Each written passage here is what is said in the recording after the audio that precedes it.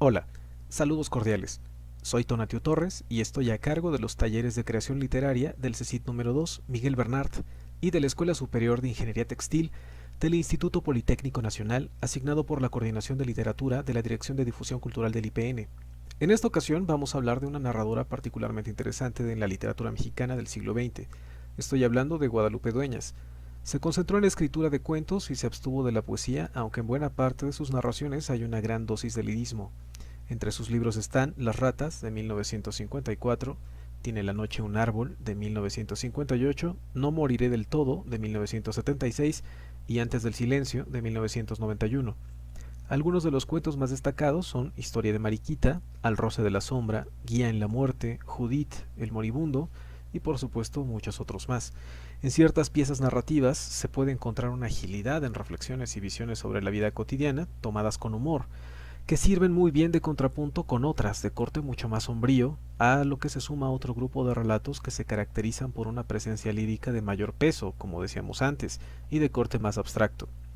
Vamos pues a examinar los comienzos de tres textos: Prueba de inteligencia, Historia de Mariquita y Zapatos para toda la vida. Decía Baltasar Gracián que lo bueno si breve dos veces bueno.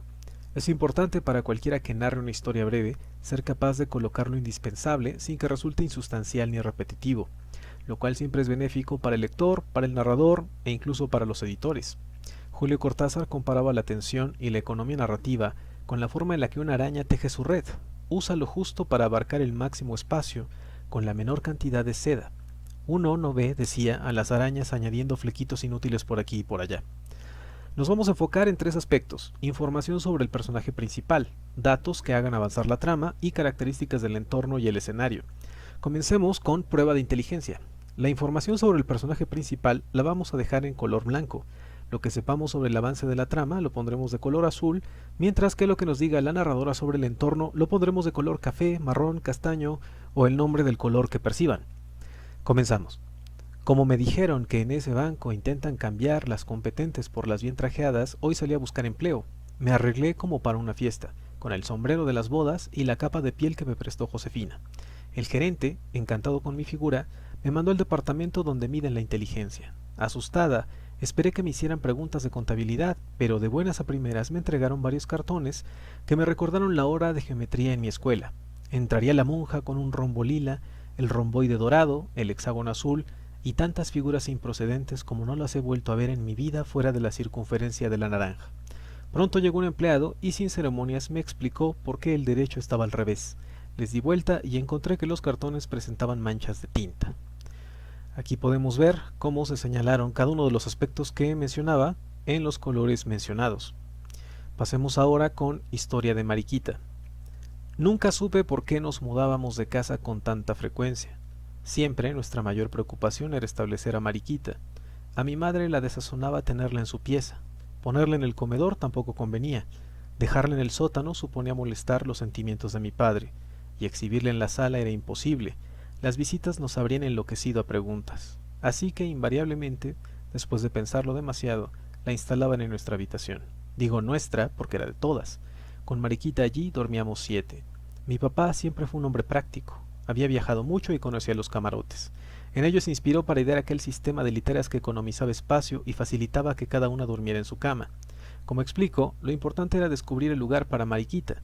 En ocasiones quedaba debajo de una cama, otras en un rincón estratégico, pero la mayoría de las veces la localizábamos arriba del ropero. Y, por último, el comienzo del cuento Zapatos para toda la vida. La verdadera tragedia de mi vida comienza cuando mi padre quiebra en su industria de calzado. Esto hubiera podido soportarse si no discurre separar los zapatos por número y calcular exactamente la cantidad de pares que todos los de la casa deberíamos usar mientras viviéramos. Así que, por ejemplo, si yo a los 12 años calzaba del 19, a los 20 calzaría del 23 y por lo tanto tendría zapatos para la eternidad. Colocaron los pares destinados a mi existencia en los ángulos de mi cuarto y aquellos ataúdes levantaron su escala hasta el cielo. Yo tenía tiempo durante la noche de contemplar la torre de grilletes que aprisionarían durante mi vida mis pies sentenciados. Como muchos de ustedes ya se habrán dado cuenta, algunos de los ejemplos en realidad sirven para más de una categoría. Por ejemplo, en prueba de inteligencia, cuando se dice el gerente encantado con mi figura, nos hablan del contexto, la lascivia del gerente, y del avance de la trama, Ese deseo del gerente desencadena los siguientes hechos, pero nos dicen algún detalle también sobre el físico de la protagonista. Por otra parte, en Historia de Mariquita, cuando se nos dice nunca supe por qué nos mudábamos de casa con tanta frecuencia, eso hace avanzar la trama, como se indicó, pero también nos dice mucho sobre el contexto, una familia que se muda constantemente, y nos habla sobre la perspectiva de la protagonista, una niña, ya que no tiene control sobre las mudanzas, que se pregunta sobre el porqué de la movilidad de la familia. En Zapatos para toda la vida, cuando se dice la verdadera tragedia de mi vida comienza cuando mi padre quiebra en su industria de calzado, se nos da información sobre la protagonista, hace avanzar la trama y se nos dice mucho sobre el contexto. Como habrán visto, lo ideal es que precisamente las categorías se traslapen, es decir, que en pocas oraciones el lector pueda saber mucho sobre los personajes, sobre el escenario y el contexto, y hacer que la trama avance. De esa manera se produce una narración ágil y sustanciosa que nos interesa y atrapa.